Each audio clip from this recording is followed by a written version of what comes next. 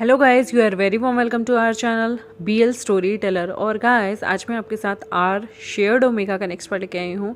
और गाइस इससे पहले मैंने आप लोगों के साथ लव स्टोरी टेलर चैनल पे, जो कि मेरा ही चैनल है, उस पर मैंने रणवन की स्टोरी शेयर कर दी है। पार्ट 56, 57, 58 तीन पार्ट उसके शेयर किए हैं और एक पार्ट स्ट्रेंज इंसिडेंट का शेयर किया है, वो भी ज़रूर सुनिए। डिस्क्रिप्शन में लव स्टोरी टेलर चैनल का लिंक दिया हुआ है। चलिए आज के पार्ट को हम शुरू करते हैं।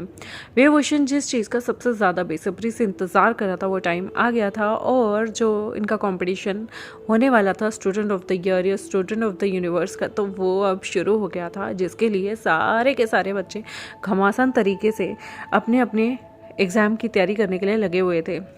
सारे अपने तलवारबाजी, अपनी तीरंदाजी और डंडे का कैसे उपयोग करते हैं, वो सारी चीज़ें सीख रहे थे।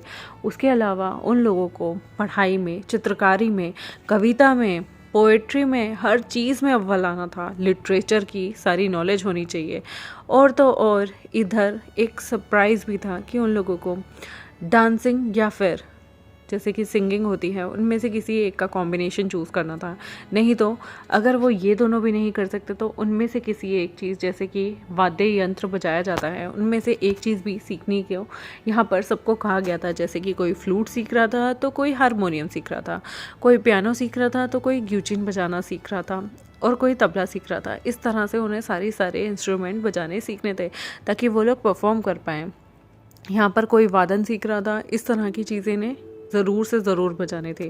फिर इनका जो आर्चरी कंपटीशन होना था, उसके साथ साथ आपकी घोड़ों पर जाने की स्किल्स भी अच्छी होनी चाहिए। तो इन्हें हॉर्स राइडिंग के साथ साथ आर्चरी यानी कि तीर अंदाजी की स्किल सीखनी थी कि घोड़ों पर बैठकर आप कितना अच्छा जो है अपना निशाना लगा सकते हैं। क्योंकि एक जगह खड़े होकर तो निशाना लगाना ईजी होता है, लेकिन घोड़ों पे चलकर, घोड़े पे चढ़ते हुए जब आप निशाना लगाते हैं, क्योंकि घोड़ा मूव होता रहता है, लेकिन आपका निशाना कितना एक्यूरेसी के साथ है ये लोग देखना चाहते थे। उसके बाद यहाँ पर बड़े लेवल पे तैयारियाँ होती हैं। यहाँ पर सारे प्लैनेट वाले जितने भी लोग थे, जैसे कि जिन सेक्ट के, यहाँ पर बड़े बड़े होर्डिंग्स लग चुके थे और सारी चीज़ों की तैयारियाँ हो रही थी। सारे सेक्ट वाले बहुत तैयार थे, और यहाँ तक कि जितने भी सेक्ट के लोग थे ना, वो अपने अपने बेस्ट सेक्ट पे कहीं ना कहीं, जैसे होता है ना सट्टा लगाना, उसी तरह से यहाँ पर उन्होंने अपनी अपनी बेट लगाई थी कि कौन सा यहाँ पर कैंडिडेट सबसे ज़्यादा योग्य है, और उस पे उन्होंने वहाँ पर पैसे लगाए थे। और ये ओपन बेट थी, ऐसा नहीं था कि ये सट्टा कोई छुप छुपा के लगाया गया हो। यहाँ पर सबसे पहले ही लोगों से पूछ लिया गया था कि आपको क्या लगता है कि कौन इंसान सबसे ज़्यादा इन सब में अव्वल दर्जे का होगा और सबसे ज़्यादा रैंक लेके आएगा। तो यहाँ पर सबने लवांगजी पे सबसे ज़्यादा पैसे लगे थे। 10,000 सोने की मुद्राएं लवांगजी पे अकेले लेंसेक ने लगा दी थी, और लेंसेक के साथ साथ वेसेक ने भी लवांगजी पे चीज़ों को लगाया था।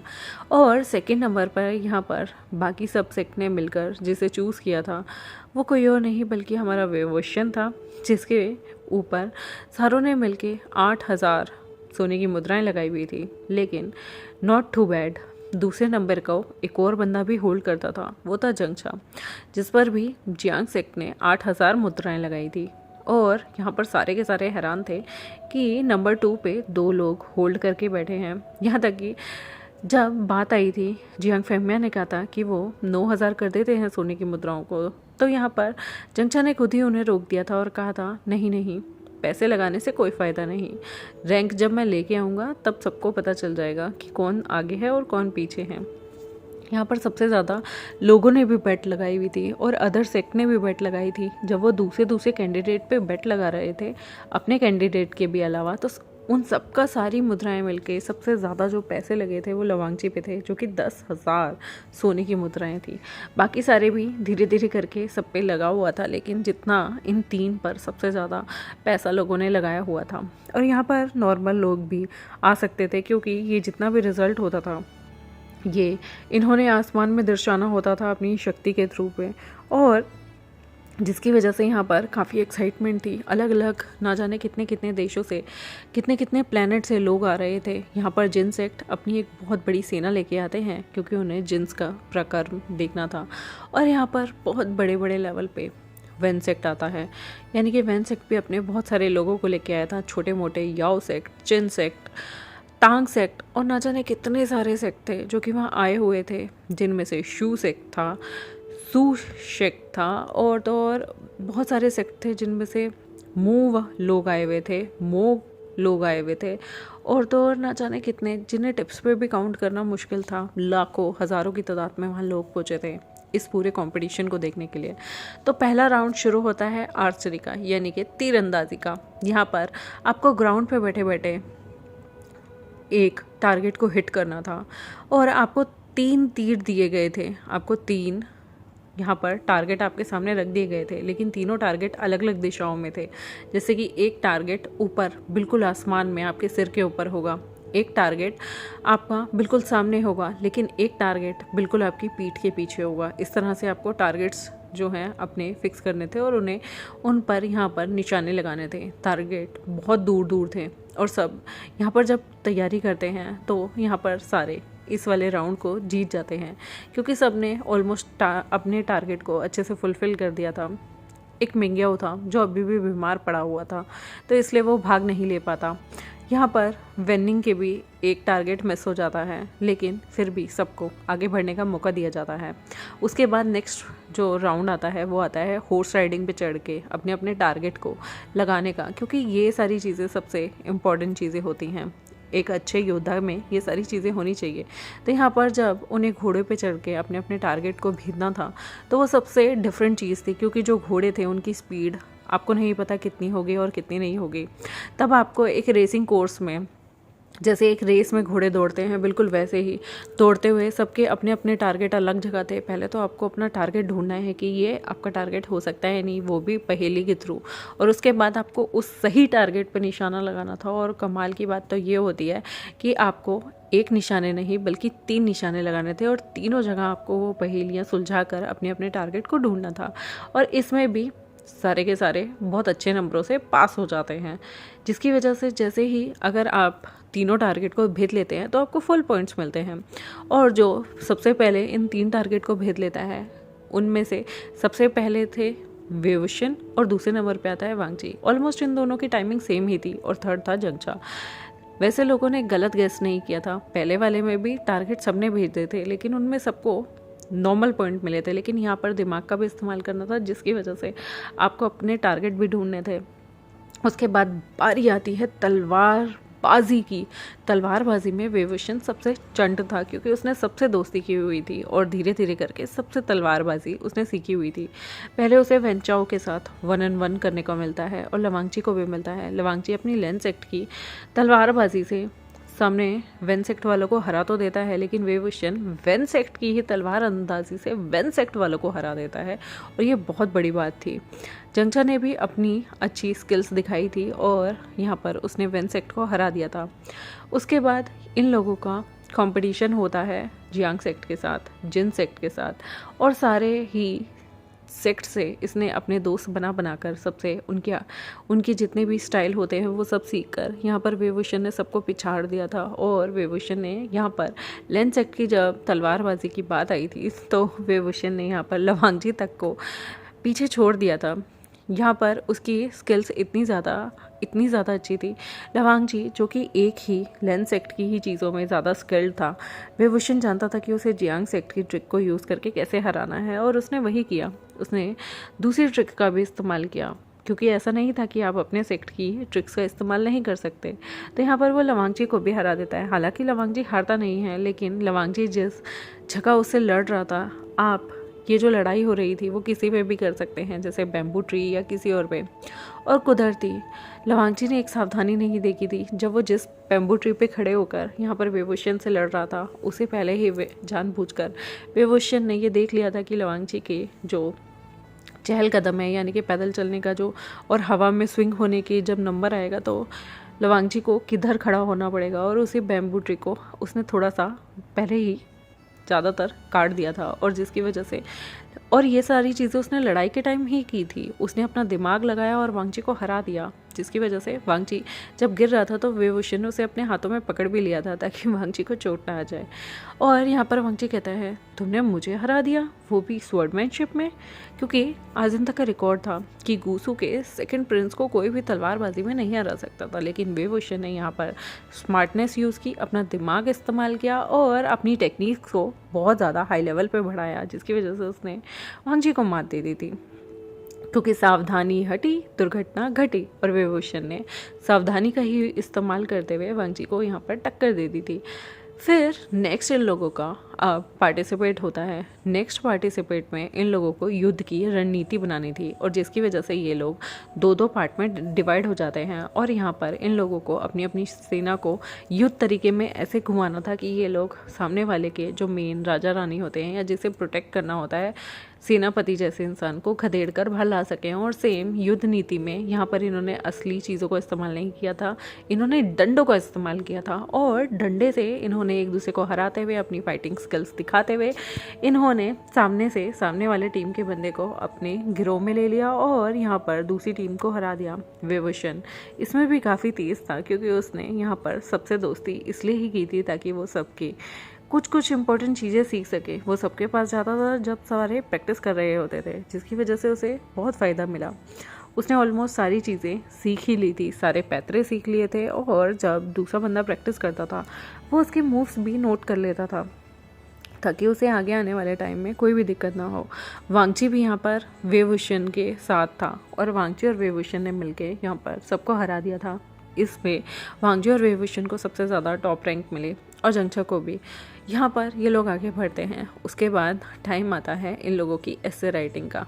राइटिंग में वेवुशन की राइटिंग अच्छी नहीं थी, क्योंकि वेवुशन को पढ़ाई के नाम पर बहुत नींद आती थी, लेकिन उसका टॉपिक बहुत अच्छा था। यहाँ पर डीमंस के बारे में पूछा गया था उनसे, जिस पे एक बहुत बड़ा ऐसे लिखने था। वांगची ने अपने ऐसे में बहुत सारी ऐसी टेक्निक्स जो कि उसने बुक से पढ़ी हुई नॉलेज थी, वो सारे का इस्तेमाल किया। लेकिन वेवुशन ने एक्स्ट्राऑर्डिनरी वो दिमाग वाला था, इसलिए उसने हट की चीज़ें सोची, और जंगचा ने वो चीज़ें सोची जो कि उनका कल्ट फॉलो करता आया था, या फिर कहा जाए कि उनके समाज में जिस तरीके से चीज़ों को डील किया जाता था, जंगचा ने वो चीज़ें सीखी।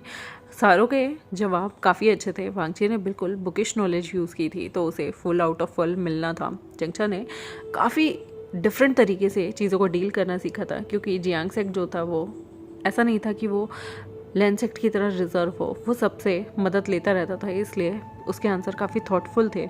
लेकिन यहाँ वेवुशन के आंसर भी एक्स्ट्रा ऑर्डिनरी थे। उसने डिफरेंट तरीक़ों का इस्तेमाल करने की कोशिश की, लेकिन लेंस के लोग बहुत स्ट्रिक्ट होते हैं रूल्स को लेकर, इसलिए उन्होंने यहाँ पर वेवुशन को कम नंबर दे दिए थे। हालांकि वेवुशन का तरीका और सोच बहुत डिफरेंट थी और नई थी और काफ़ी अलग भी थी, लेकिन उस टेक्निक का किसी ने इस्तेमाल नहीं किया था, तो इसलिए वेवुशन पे ज़्यादातर लोगों ने भरोसा नहीं किया। तो यहाँ पर उसके थोड़े कम नंबर आते हैं बाकियों के मुकाबले।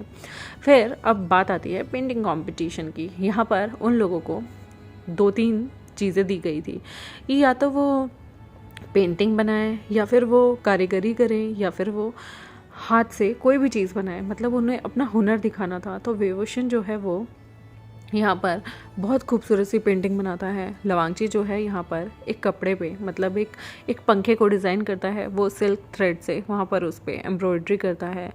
यहाँ पर जब बात आई हमारे प्यारे से जंगचा की, ना ही जंगचा पेंटिंग में अच्छा था और ना ही वो किसी और चीज़ में अच्छा था, लेकिन वो एक चीज़ में बहुत अच्छा था, वो था तलवारबाजी। और वो तलवारबाजी से कैसे किसी चीज़ की पेंटिंग बनाते हैं, मतलब कैसे किसी चीज़ को उभारा जा सकता है, वो अपने स्वॉर्डमैन स्किल से यहाँ पर एक प्यारा सा स्टैचू बना देता है। यहाँ पर वेवुशन एक बहुत खूबसूरत सी पेंटिंग बनाता है और उस पेंटिंग को लाइवली जैसा बिल्कुल परफॉर्म करके भी दिखाता है। और उसके बाद यहाँ वांगची की बारी आती है। वांगची ने एम्ब्रॉयड्री करके बहुत खूबसूरत सी 3D पेंटिंग बनाई थी, जिसे देख के सारे के सारे बंदे आश्चर्यचकित रह गए थे और सबके मुंह खुले रह गए थे, क्योंकि यहाँ पर अब टक्कर की कंपटीशन होती जा रही थी। यहाँ पर अब सबको टॉपिक मिलता है। वांगची को प्यार का टॉपिक मिलता है, जिस पे उसे एक पोइट्री लिखनी थी। वेवुशन को दोस्ती ये टॉपिक मिलता है, और उसके बाद हमारे जंगचा को एक टॉपिक मिलता है कि प्यार अच्छा है या दोस्ती। यहाँ पर प्यार के बारे में वांगची ने जो खूबसूरत लाइनें लिखी थी वो इतनी अमेजिंग थी कि तालियों की गड़गड़ाहट से वहाँ पर लोग बहुत ज़्यादा उत्साहित हो गए थे। उसने यहाँ तक कि वो पोएट्री लिखी ही नहीं बल्कि उसे गा के भी सुनाया था। विंग को दोस्ती के ऊपर लिखना था, इसलिए विंग ने एक पोएट्री लिखी ही नहीं बल्कि उसे एज अ डांसर परफॉर्म करके दिखाया था। उसकी डांसिंग स्किल्स इतनी अच्छी थी, उसकी सारी जो बाजू थी उसमें उसने रोज़ पेटल्स भरे हुए थे और सही टाइम पे वो सब पे वो पेटल्स को बिखेरता है। उसके अलावा वो हवा में उड़कर जिस तरह से चीज़ों को परफॉर्म करता है और वहाँ पर घूम घूम कर अपनी ड्रेसेस को भी ऐसे चेंज करता है जिसे देखकर सारे वाओ वाओ बोलते रहते हैं। और उसके डांस में दोस्ती का इतना अच्छा डिस्क्रिप्शन होता है कि लोग हैरान रह जाते हैं कि वाओ ऐसी भी चीज़ें हो सकती हैं। यहाँ पर शिचन अमेज थे वेवुशन की सारी चीज़ें देख के, और लवांगजी हैरान था कि वेवुशन इतना स्किल्ड है, क्योंकि वो हमेशा भोंदू होने का, बोर होने का और हमेशा पढ़ाई से बचने का बहाना ढूंढता था। लेकिन वांगजी ने कभी वेवुशन की ये साइड नहीं देखी थी। यहाँ पर अब वांगजी को थोड़ी सी जलन होने लगती है, क्योंकि वेवुशन उसका टाइटल लेने वाला था। वेवुशन को 8,000 कॉइन्स उस पर लगे थे और वांगजी पे 10,000 कॉइन्स लगे थे, लेकिन ऐसा लग रहा था कि वेवुशन यहाँ पर उस पर भारी पड़ रहा है। यहाँ पर सारे कंपटीशन हो जाते हैं और सारे कंपटीशन का रिज़ल्ट सिर्फ वेवुशन एक चीज़ में नंबर कम लेके आया था। वो था जब उसने ऐसे राइटिंग में भूतों के ऊपर नंबर कम, डीमंस के ऊपर नंबर कम लाए थे। बाकी सारी जगह में वो ऑलमोस्ट टॉप कर चुका था। इवन काफ़ी जगह तो वो वांगजी से भी ज़्यादा अच्छे नंबर ला चुका था। अब इन लोगों की बारी आती है चेस खेलने की, और यहाँ पर चेस सबसे दिमाग वाला खेल था और ये चेस बिल्कुल डिफरेंट लेवल की थी। यहाँ पर ये जब नापतोल करते हैं तो दो बंदों के बीच चेस खेली जानी थी, जंगछा, जो कि सिर्फ वांगजी से एक नंबर पीछे रह गया था। यहाँ वांगजी और वेवुशन के बीच में अब चेस का कंपटीशन हो रहा था, और चेस उस टाइम पे दिमाग वाली चीज़ों के लिए मानी जाती थी कि जो इंसान दिमाग वाला है वो चेस में जीतेगा ही जीतेगा। और चेस में जो दूसरे बंदे को हरा दे उसका IQ लेवल ओबियसली दूसरे से ज़्यादा माना जाता था। यहाँ पर ये लोग खेलते हैं, धीरे धीरे गंभीर होता जाता है। वेवुशन पहले बहुत सारे ऐसे मूव खेलता है जिसकी वजह से वांगजी उसे फटाफट से हरा देता है। वेवुशन को देखकर सब जानते थे कि ये अब हारने ही वाला है, कि अचानक से गेम पलट जाती है और वेवुशन वांगजी पे भारी पड़ने लगता है। वो वांगजी की पहले खुद को हराकर वांगजी की सारी चालें सीखता जा रहा था, और उसके बाद उसने वांगजी को हराना शुरू किया, और उसके बाद वो चेस के गेम में वांगजी को इतनी बुरी तरह से हराता है कि वांगजी भी देखता रह जाता है। और शिचन वो तो समझ ही नहीं पा रहे थे कि वो अपने ब्रदर के लिए चेयर अप करें या विंग के लिए खुश हों। ओब्वियसली उन्हें विंग के लिए बहुत खुशी थी, लेकिन उन्हें अपने ब्रदर पे बहुत तरस आ रहा था, क्योंकि वो एक चीज़ जानते थे कि अगर वेवुशन ने सोच लिया है कि उसे जीतना है तो वो जीत के रहेगा। और दूसरी बात, वेवुशन इस चीज़ में बहुत बहुत तेज़ था कि वो दूसरे के पहले चीज़ों को परखता था। अगर उसे पता है कि दूसरे वाला उसके लिए क्या चाल चलेगा तो वो पहले से प्रिपेयर रहता था। यहाँ पर वो जानते थे कि उनका भाई थोड़ा भोला है, वो चीज़ों को और ट्रिक्स को नहीं समझता। यहाँ पर वो मुस्कुरा रहे थे जब वांगजी को इतनी बुरी तरीके से वेवुशन ने हरा दिया था, लेकिन फिर वो चुप भी हो जाते हैं कहीं इस बात का वांगजी को बुरा ना लगे। और यहाँ पर जिन लोगों ने अपना पैसा वांगजी पे लगाया था उनके तो 10,000 के 10,000 गोल्ड कॉइन डूब गए, लेकिन जिन्होंने वेवुशन पे पैसा लगाया था उन सबकी तो चांदी ही चांदी थी। और वेवुशन को यहाँ पर student of the universe, student of the year का अवार्ड मिलता है, और सारे के सारे लोग उसका तालियों से स्वागत करते हैं। उसे इतनी सारी फूल मालाएँ पहनाते हैं कि उस बेचारे की गर्दन ही ढक जाती है। और उसके बाद यहाँ पर उसके लिए सारे एम्पर स्माइल से बहुत ज़्यादा रेस टोस्ट करते हैं, और उसे यहाँ पर एक प्यारा सा, एक बहुत क्यूट सा उसे टाइटल मिलता है, और उसे यहाँ पर एक जादुई चीज़ गिफ्ट की जाती है। वो जादुई चीज़ कुछ और नहीं बल्कि एक ग्यूजिन होता है जो कि जेड से बना हुआ था। उस ग्यूजिन को देखकर उसकी आंखें खुली रह जाती हैं, और वो मन में कहता है ये ग्यूजिन और किसी के नहीं बल्कि जो लेनन थे उनका ग्यूजिन था। ये बहुत पवित्र ग्यूजिन है, और ये ग्यूजिन जिसे मिलेगा वो आगे आने वाले टाइम में बहुत सुखद रहेगा, वो सारे डीमन से लड़ सकता है। और ये देखने के बाद थोड़ा सा हमारा जो वेवुशन था वो हैरान हो जाता है कि उसे इतना खूबसूरत ग्यूजिन मिल रहा है। उसने कभी ये चीज़ें एक्सपेक्ट नहीं की थी, ये चीज़ें सोची नहीं थी, लेकिन उसे ये गिफ्ट काफ़ी अच्छा लगा था। उसे लगा था कि वर्थ है उसका ये सब करना, और काफ़ी हद तक उसे बहुत खुशी हो रही थी क्योंकि उसने अच्छे अच्छे बड़े बड़े दिग्गजों को हरा दिया था। एक विंग ने इतने बड़े बड़े लोगों को हराकर यहाँ पर अपनी पोजीशन सबके बीच में बना ली थी और सबको ये बता दिया था कि कोई ओमेगा किसी से छोटा नहीं होता और कोई ओमेगा किसी से बड़ा नहीं होता। और इन अल्फाओं को हरा कर ना उसने एक नया रिकॉर्ड कायम कर दिया था और सारे लोग उसे देखकर उसके लिए चेयरअप कर रहे थे और जिन्होंने उस पर पैसा लगाया था, इवन उसे ये सब जीतने के बाद 10,000 सोने की मुद्राएं गिफ्ट में मिलती है। और विंग इतना खुश होता है, इतना खुश होता है कि एटलीस्ट अब वो अपना सारा खर्चा खुद से कर सकता है। 10,000 सोने की मुद्राएं कोई छोटी रकम नहीं थी, बहुत बड़ी रकम थी जो उसे गिफ्ट में मिली थी।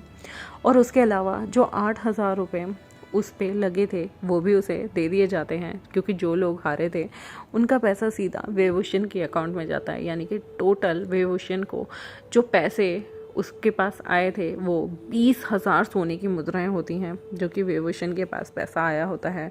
और वेवोशन ये सोचकर इतना खुश होता है, उसे ऐसा लगता है जैसे ये सब पाने के बाद वो इस दुनिया का सबसे अमीर इंसान बन जाएगा, क्योंकि उसके पास कल्टीवेशन वर्ल्ड की 20,000 बड़ी बड़ी मुद्राएं, कुछ छोटे से सिक्के नहीं थे, ये बड़ी बड़ी अच्छी खासी ईट स्टाइल में था। और यहाँ पर किसी छोटे मोटे नहीं बल्कि यूनिवर्स के जितने भी सेक्ट लीडर थे उन्होंने पैसा लगाया था। वेवोशन को इतनी खुशी हो रही थी ना, पहले उसे अपनी जीतने की इतनी उम्मीदें नहीं थी क्योंकि उसके सामने अच्छे से अच्छे दिग्गज थे, बट उसने अपने दिमाग, अपने स्मार्ट वर्क के बदौलत काफ़ी कुछ अचीव कर लिया था। और अब उसे ये सोना पाने के बाद तो उसे इतनी अच्छा लग रहा था ना।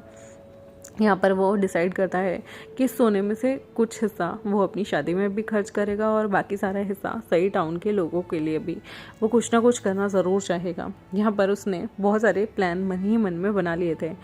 यहाँ पर लंजा जो था, पहले तो उसे जेलसी होती है कि विंग ने उसे इतनी बुरी शिकस्त दी है, फिर वो खुश हो जाता है, वो वेवोशन को कॉन्ग्रेचुलेट करता है। वेवोशन हंसता है और कहता है, देखा लंजा, मैंने तुम्हें हरा दिया। लंजा यहाँ पे मुंह बना लेता है, लेकिन फिर भी वो वेवोशन को कॉन्ग्रेचुलेट करता है। सेकंड आने पर लंजा को भी गिफ्ट मिलते हैं, लेकिन सच में वो फर्स्ट आने की जो उसके मन में थी ना, वो अब कहीं ना कहीं उसे ये था कि कोई बात नहीं, अब ये टाइटल तो उसे नहीं मिल सकता। उसने अपने गिफ्ट में ही थोड़ा गुजारा करना ज़्यादा ठीक समझा। यहाँ पर वेवोशन तो इतना खुश था कि उसके सारे दोस्त उसे कॉन्ग्रेचुलेट करते करते नहीं थक रहे थे। न्यू हेसेंग वो इंसान था जो सबसे पहले इन सारी चीज़ में बाहर हो गया था। इन सारे ग्रुप में सबसे पहले बाहर होने वाला इंसान न्यू हेसेंग था। वो उसे जब कॉन्ग्रेचुलेट कर रहा होता है, वो बस डर रहा होता है कि उसके भाई ना उसे पकड़ के पीटे ना, और होप कर रहा था कि उसके भाई ने ज़्यादा पैसा उस पर लगाया ना हो, क्योंकि वो जानता था कि उसके भाई ने अगर ज़्यादा पैसा उस पर लगाया तो वो पैसा ऑलमोस्ट डूबने ही वाला है, तो फ़ायदा ही नहीं। यहाँ पर वेवोशन हंस रहा था कि तुम्हें अपने भाई से छुपने की कोई आवश्यकता नहीं, क्योंकि तुम्हारे भाई जानते हैं कि तुम कितने पानी में हो, तो तुम टेंशन मत लो। यहाँ पर वेनिंग बाकी सारे भी धीरे धीरे करके वेवोशन को कॉन्ग्रेचुलेट करते हैं और जंगछा भी एंड में आता है।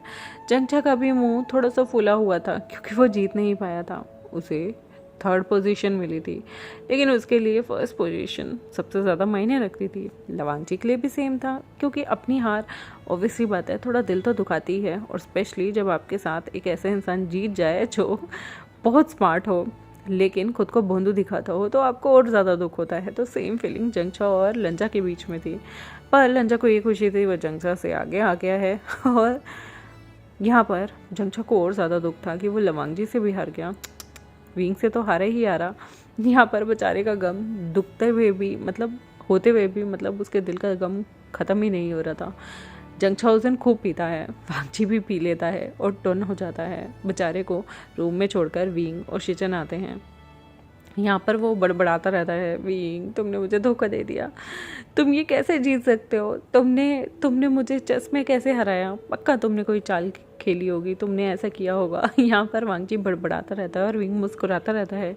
शिचन कभी मुस्कुराते हैं और कहते हैं फाइनली मेरा भाई बैक टू नॉर्मल हो गया है। देखते हैं गाइस आने वाले एपिसोड में क्या होगा, वांगजी और विंग की कैसे रहेगी। वांगजी स्टूडेंट ऑफ द ईयर भी और स्टूडेंट ऑफ द यूनिवर्स भी बन गया है। देखते हैं आगे इसको क्या क्या प्रिविलेज मिलेंगे, और जल्द ही इन लोगों की शादी भी हो जाएगी। मिलते हैं आपसे नेक्स्ट एपिसोड में, तब तक के लिए बाय बाय। और मेरे चैनल को सब्सक्राइब, वीडियोज़ को लाइक, बेल आइकन को प्रेस करना बिल्कुल मत भूलिएगा। बाय।